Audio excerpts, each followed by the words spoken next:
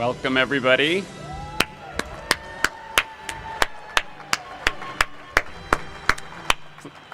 Please take your seats.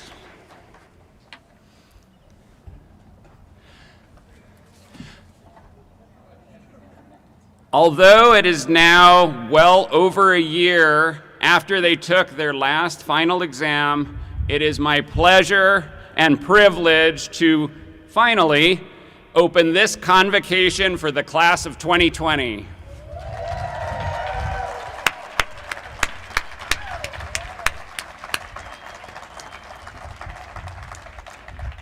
Now, it has taken quite some time, as you all know, but I am so pleased that we're finally able to hold this event in person here at the law school. And it's wonderful to see those of you who've come back. I know some of you have traveled far to be here. I was talking with one of the members of the class of 2020 who flew back in from North Carolina, and I just think it is fabulous.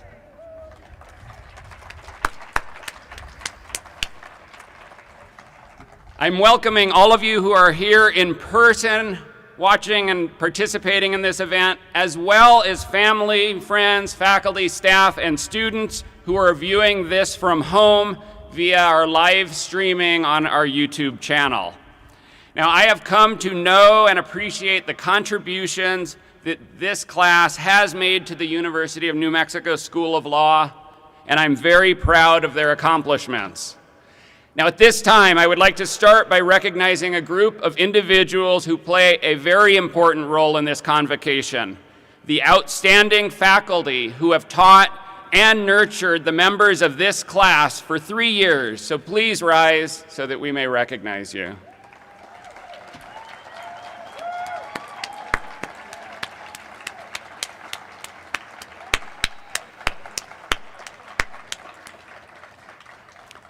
In addition, I would like to thank the many members of our staff who've played a key role in helping our students succeed and for their role in making today a special occasion for the class of 2020. I would especially like to acknowledge Bonnie Steepleton,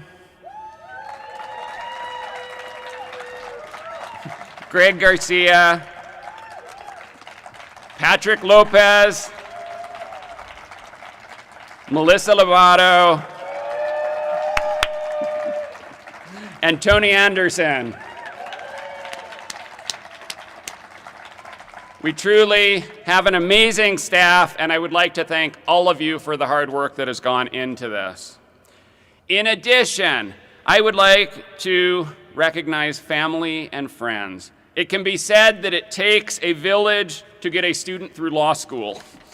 Our students have achieved what they have in part because of the support of family and friends. Graduates, please join me in thanking your friends and families for their role in your accomplishment.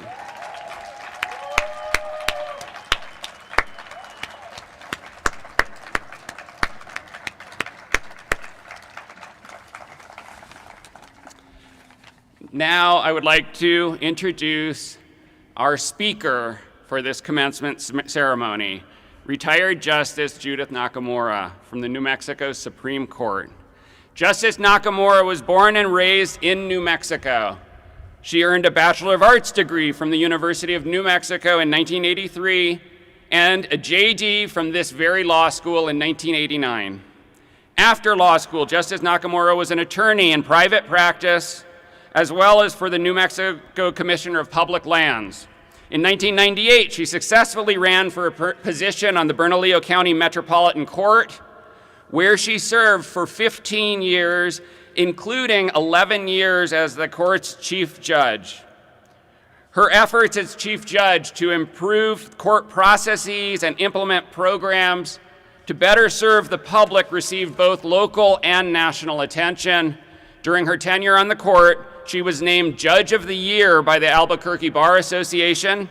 She received the University of New Mexico's Zia Award, which recognizes distinguished alumni, and she was the recipient of the National Mothers Against Drunk Driving President's Award for her effort to reduce DWIs. Justice Nakamura was appointed to the Bernalillo County District Court in 2013 and presided over criminal cases until 2015 when she was appointed to the New Mexico Supreme Court. Her appointment gave the court its first female majority in history.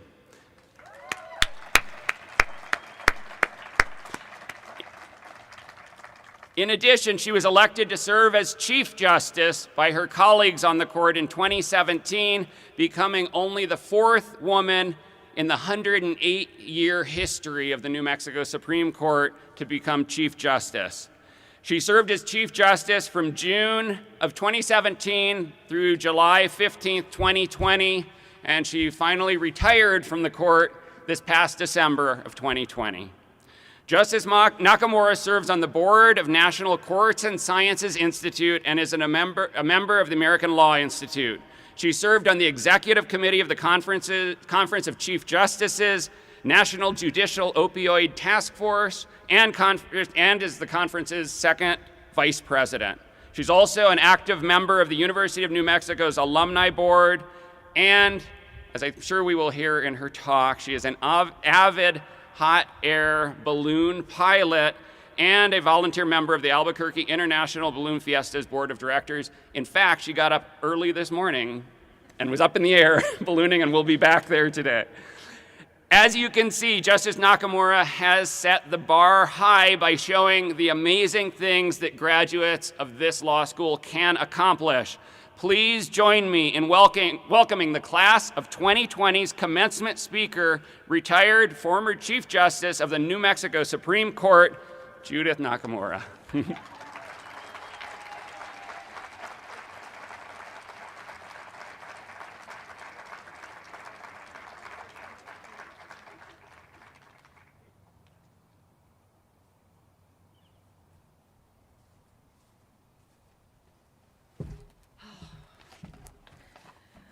Thank you, Dean.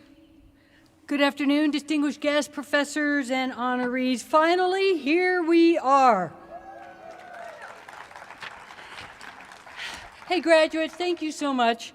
Thank you for inviting me back to my alma mater to celebrate with you today, although I do have to begin my remarks with a little bit of a confession. You need to know that I am among the 25% of the population who suffers from glossophobia, which some of you may know is the fear of public speaking. And truthfully, I really hate public speaking. I've always hated public speaking. And the good news for you is I can assure you that this will not be a long-winded graduation speech. In fact, I promise you to be done in less than 16 minutes. But given this fear, which is I really do have, you may be wondering why I said yes. And I have asked myself that question with great frequency. And I think it's because perhaps there are times that you have to overcome your fears and you have to do the things that you hate because the moment calls for it. And this is one of those moments. This moment is about you. It's about the extraordinary things you have accomplished to get here today. And while the celebration may be late in coming, I want to be among the first to formally applaud your achievements and successes. Congratulations, class of 2020.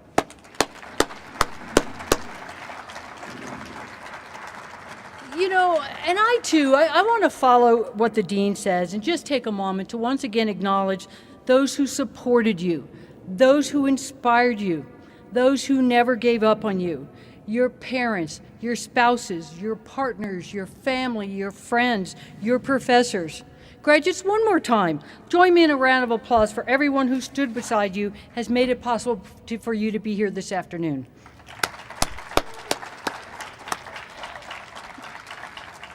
You know, and there's one more group I want to acknowledge. I want to acknowledge and congratulate those of you who may not have had the support you wanted and needed, because you overcame the odds and you persevered in spite of the obstacles before you. And that commitment and that sheer force of will serve you well into the future, so congratulations to you as well.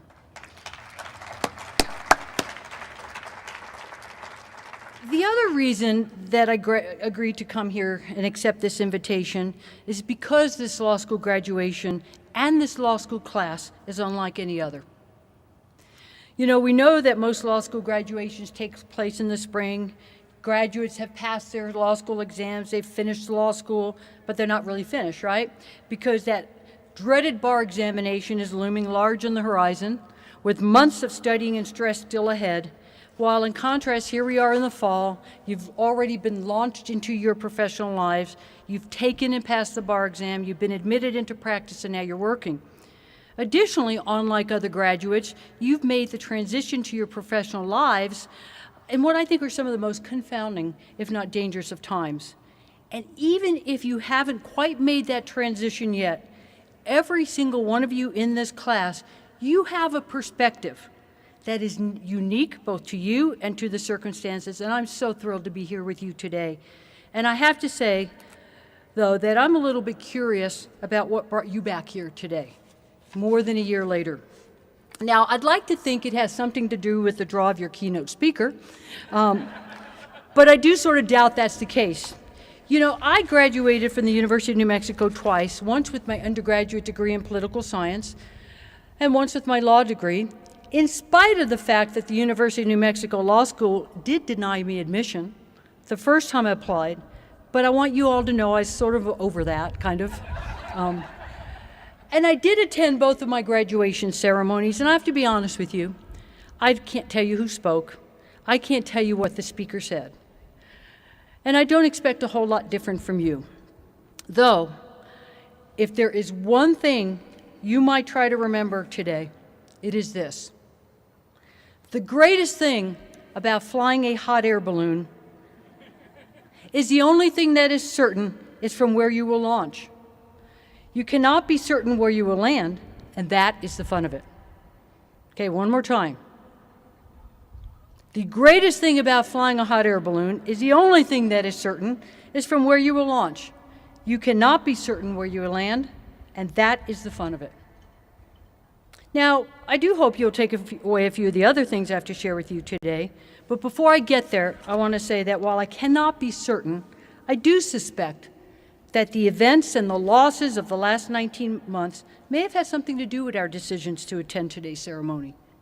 And I'm glad you're here, because you see, it is really important that you acknowledge the losses that we've all experienced, to have compassion for yourselves, to take time for your family and friends.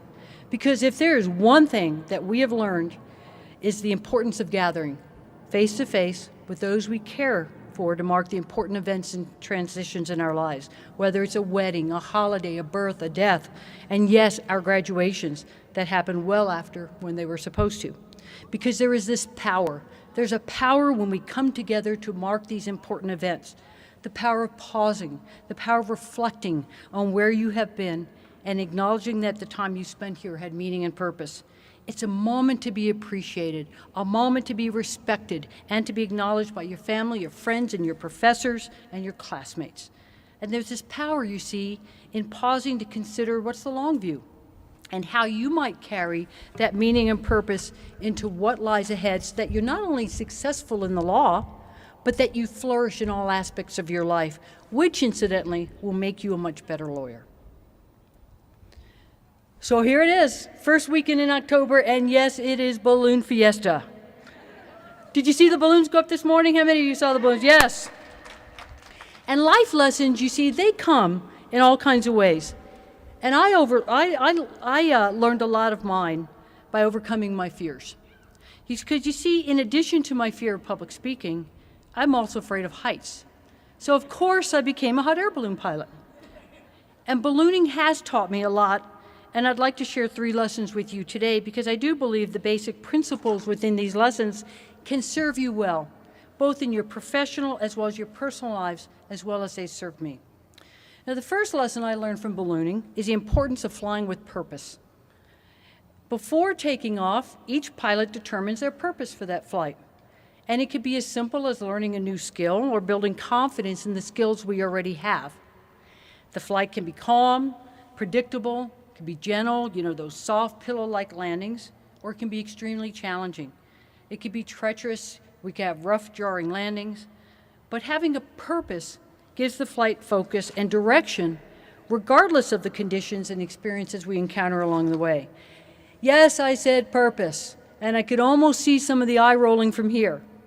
Because honestly, when I graduated from this law school, if you had asked me what is my purpose, I probably would have said to you, it was to get a job, to pay off all my student debts, all the debt I had accumulated over the years. And while it's fine, of course, to get a job to do that, to pay off the debt, it turns out that if you have a sense of purpose, which has been defined as a meaningful intention that helps us stay focused on the things and people that matter most to us, like our family, our friends, our faith, our career, and more, it impacts both our physical and mental well-being.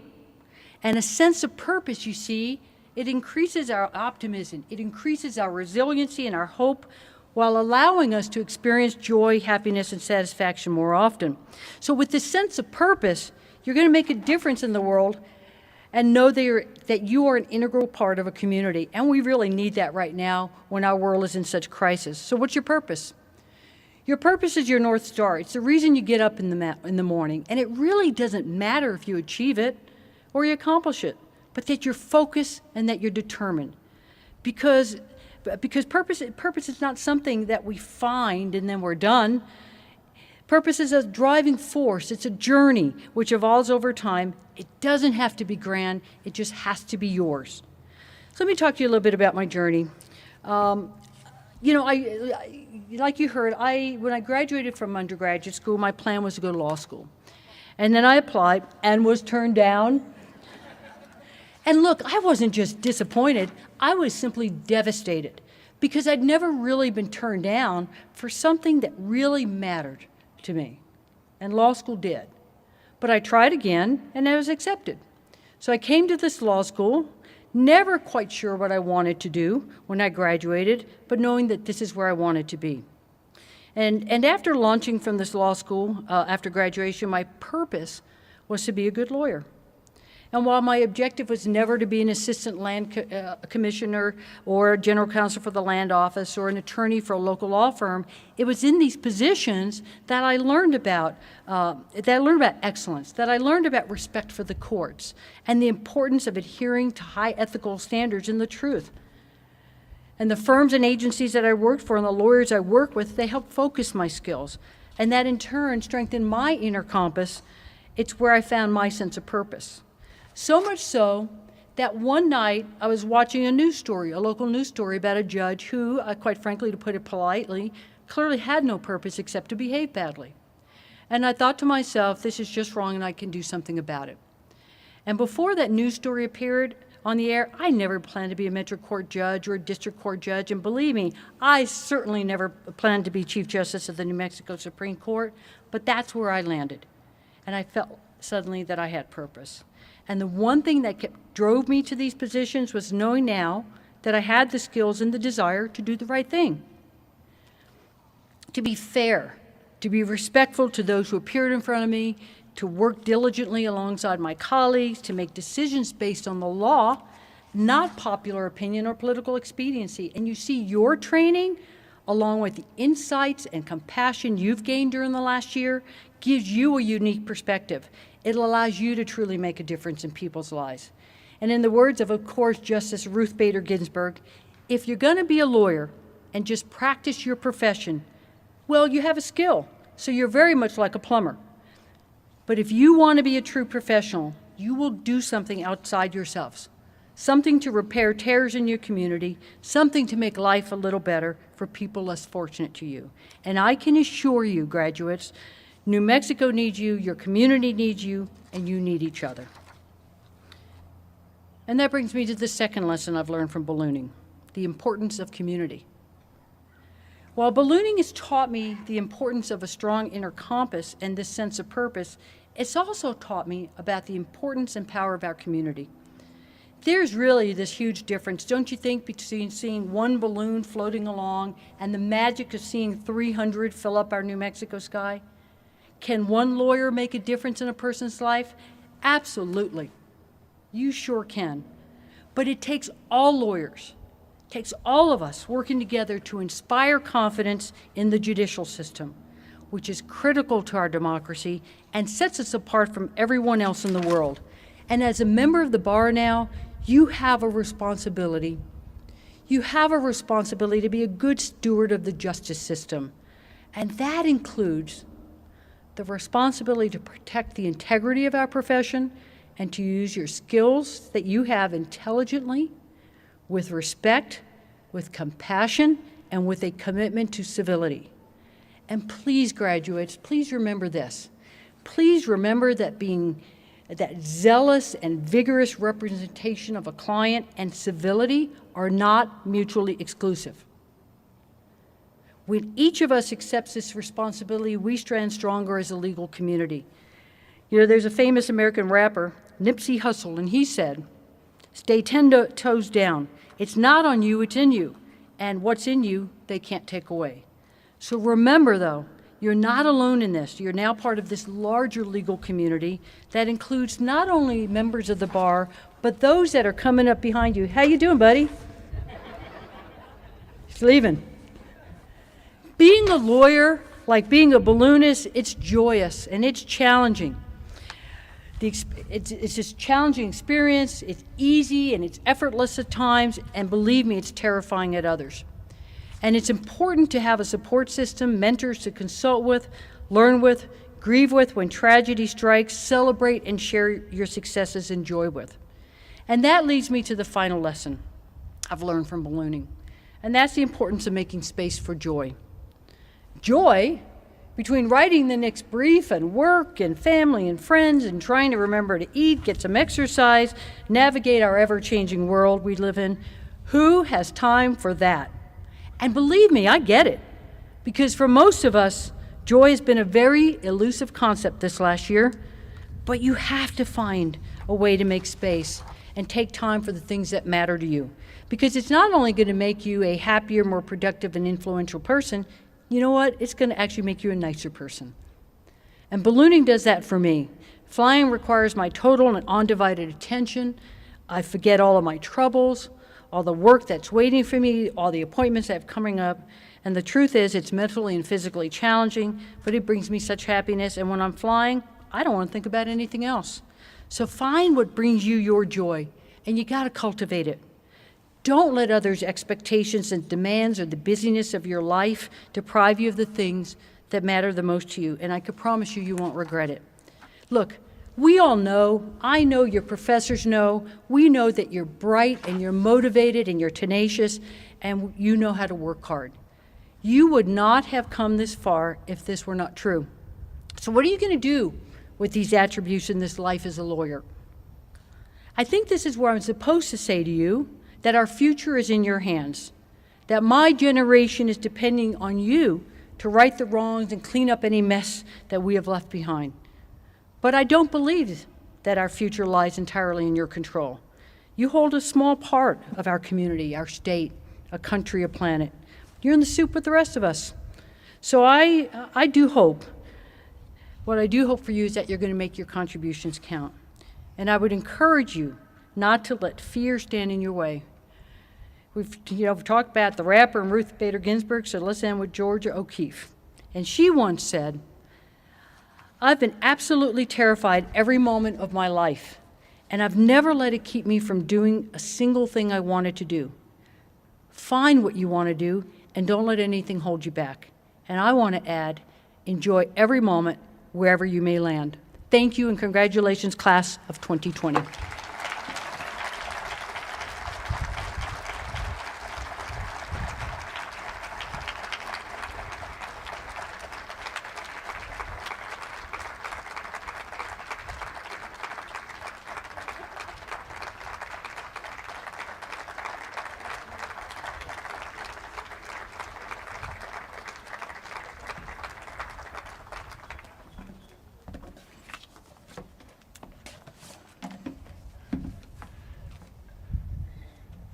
Thank you, Justice Nakamura, for your inspirational message. Got to hear, I knew we would hear about ballooning, so it's wonderful. Now for the reason for this convocation, the hooding of the class of 2020. Now the academic hood is symbolic. You will notice that the hoods have a purple lining. The color purple symbolizes the degree being granted. that is law. The satin lining of cherry and silver represents the colors of the University of New Mexico. The size and shape of the hood indicates that the wearer has received a doctorate degree, for which most of you is the Juris Doctor. We also have one MSL student graduating this year, and that person has a master's degree hood. Each candidate will come forward to receive their hood, and you'll be walking this direction over here. Your name will be announced by one of three professors: Professor Mariam Aranjani, Professor Jenny Moore, and Professor Joe Schremer. Now the graduate so they'll be standing over there. The graduate will walk across this area to be hooded by one of our faculty hooders. And I believe the hooders are Professor Josh Kastenberg, Associate Dean Sherry Thomas, Professor Cliff Villa, and Associate Dean Serge Martinez, I believe, are the four hooders. Did I miss any? All right. Now, with the first professors participating, please take your places. Now, you might expect at this time that I would say, hold your applause. However, that is not the tradition at this law school. Faculty and members of the class of 2020, family, friends, feel free to applaud and cheer as your fellow classmates and students are hooded. After all that this class has been through since the pandemic hit, they richly deserve our recognition. So with that, let us begin with the name reading. Is that mic live?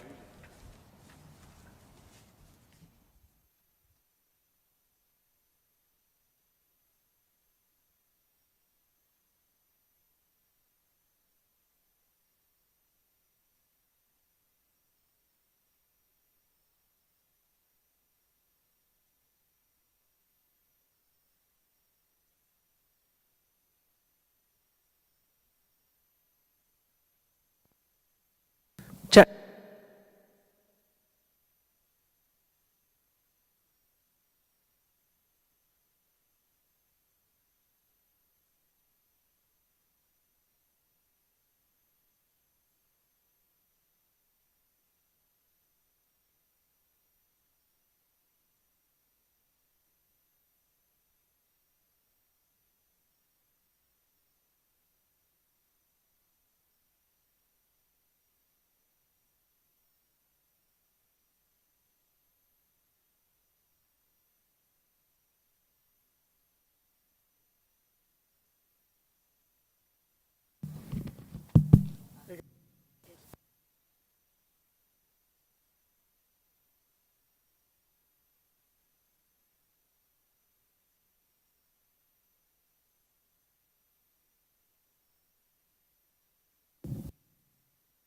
Check.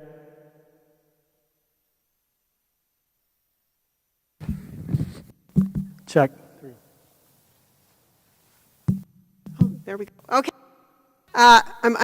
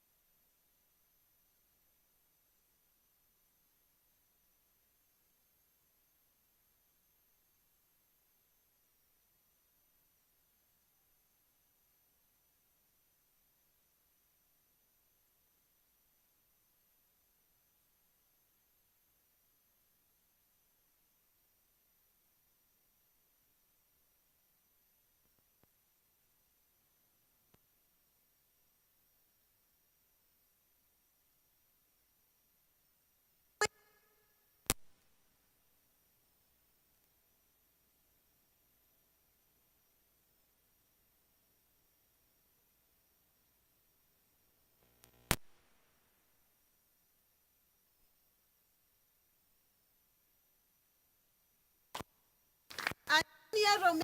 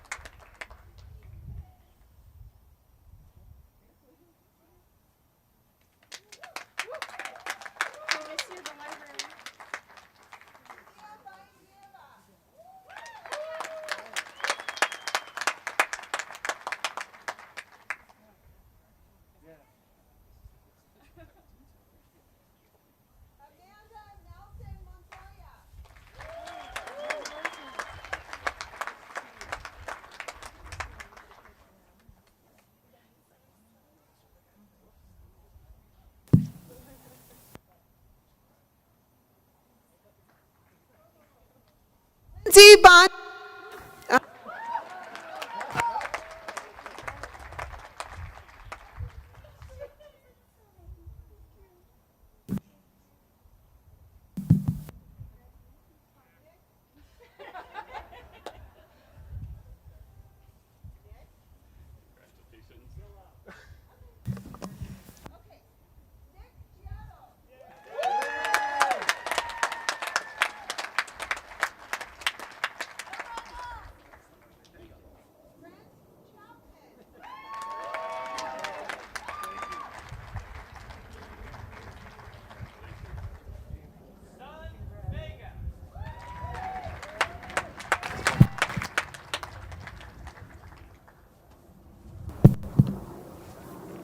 We'll try to look.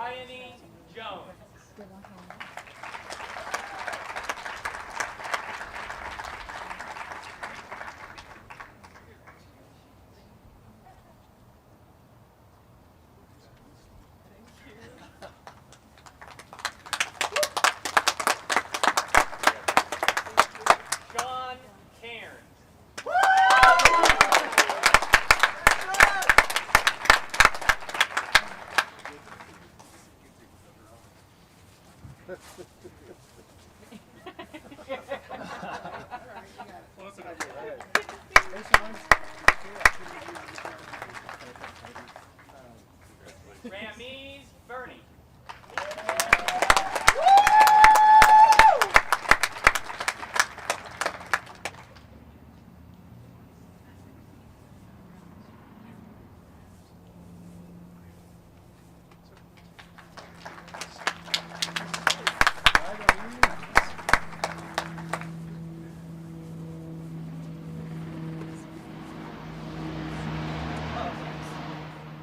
Ariana Montez.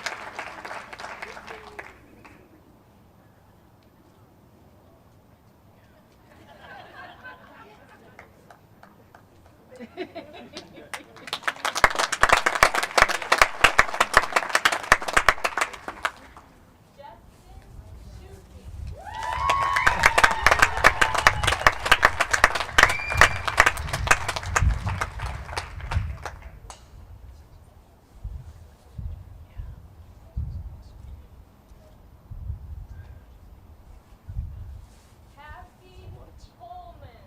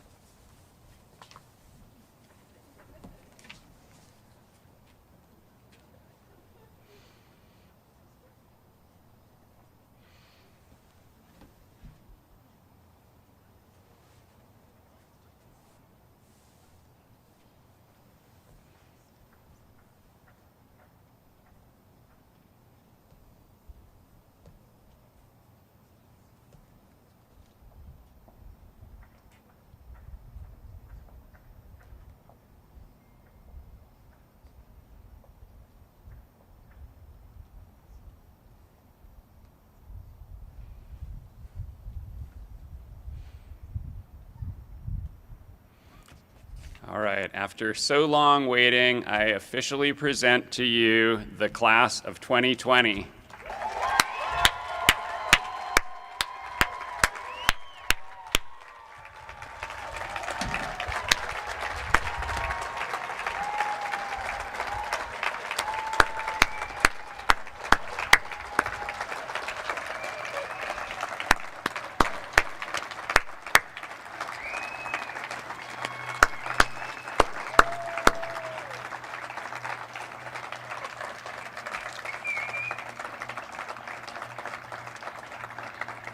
Now, normally we end this event with a formal walking out back into the forum, but we're trying to minimize the indoor eating. So what we got set up today is actually right out here. We have cake and punch set up for everybody. So we won't do the formal walking out like we normally do, but I would invite everybody to go grab some punch. And with that, this concludes the commencement ceremony for the class of 2020.